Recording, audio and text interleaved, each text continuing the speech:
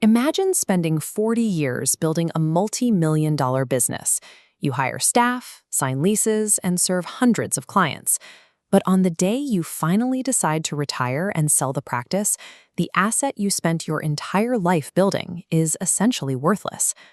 Most people view the American accounting industry as a straightforward profession built on technical expertise, a massive, caffeine-fueled sprint to file tax returns every April. Take two hypothetical firms. Both generate exactly $3 million in annual revenue and look identical. Yet when selling, Firm A goes for $1 million, while Firm B is acquired by private equity for over $10 million. This valuation gap exists because the accounting industry is driven by hidden, high-stakes economics that have very little to do with the actual math of a tax return. For our $10 million operation, Firm B, the annual tax return acts as a free trial pass. It is a stressful, one-time transaction used primarily for customer acquisition. Once that client is through the door, the firm shifts them into the managed services model. They are moved into a monthly recurring package for bookkeeping, payroll processing, and cloud accounting software. The firm then executes a software arbitrage strategy.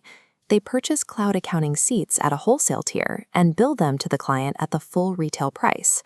This markup creates a 50 to 70% profit margin. In this model, the software line item often generates more bottom-line profit than the actual professional labor used to file the tax returns. By combining these recurring fees with software markups, the firm builds a revenue stream that behaves more like a subscription business than a traditional service provider. Protecting this model requires a massive regulatory moat.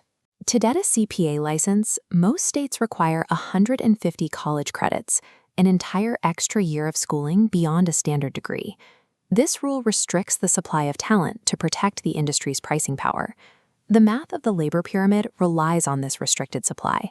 A firm hires a junior accountant for $85,000 fully loaded, but bills their time to clients at $150 to $225 an hour, collecting up to $300,000 in revenue from a single junior employee. However, firms rarely collect the full bill. They face a metric called realization. If a client complains that a project took too long, the firm often writes down the invoice, only collecting about 65 cents for every dollar of work performed. This dynamic forces Firm A onto the talent treadmill. Their hourly billing model rewards slowness and creates a seasonal workload so brutal that 1 in 5 employees leaves the profession entirely every year. In this system, a partner's income is dictated by the number of human beings stacked underneath them, rather than their individual expertise in tax law. Firm B escapes the treadmill by abandoning the billable hour.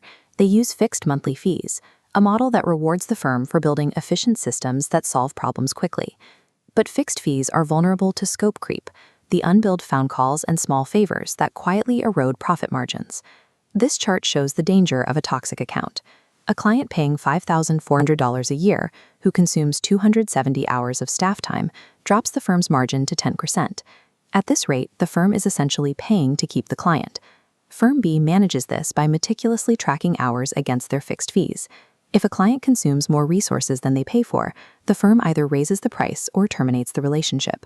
Establishing this kind of structural independence allows a firm to be valued as a scalable asset rather than just a personal job, explaining that $10 million exit price.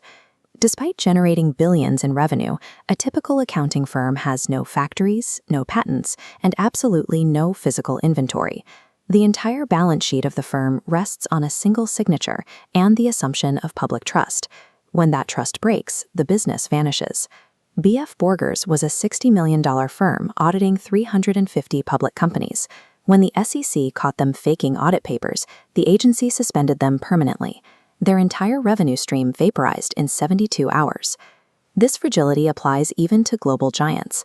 In 2001, Arthur Andersen was a titan with 85,000 employees and $9 billion in revenue. After they were caught shredding documents for a client named Enron, a felony conviction stripped them of their license. Within months, nearly every job at the firm was gone. If the trust beneath a firm's name breaks, the salvage value of the business is zero. No amount of technical skill can bring the clients back.